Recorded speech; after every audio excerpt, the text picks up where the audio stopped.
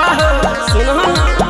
हाँ कान्हा पका मरला कमर का गाजा दम हलामा के बेटी संग अब छी बोलबम हो ऐबते पकड़ ले बाबा बाबा चरण हो हलामा के बेटी संग अब छी बोलबम हो कान्हा पका मरला कमर का गाजा दम हलामा के बेटी संग अब छी बोलबम हो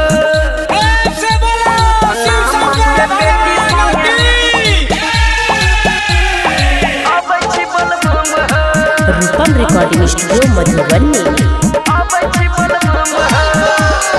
हो बाबा बोलबम बोलबम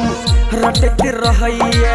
कहिया जेबै हमरा रोज पूछिए बाबा कहिया जेबै हमरा रोज पूछिए बोलबम बोलबम रटत रहिए कहिया जेबै हमरा रोज पूछिए हाथ पकड़ के घूमेबै ओकरा हम हो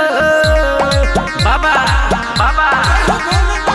हाथ पकड़ के घूमेबै ओकरा हम हो हनामा के बेटी संगे एबा बोलबम हो कान्हा पका मरला कमर का गाजा दम हो हनामा के बेटी संगे एबा बोलबम हो हनामा के बेटी संगे रूपम रिकॉर्डिंग स्टूडियो मधुबनी। अब छी बोलबम हो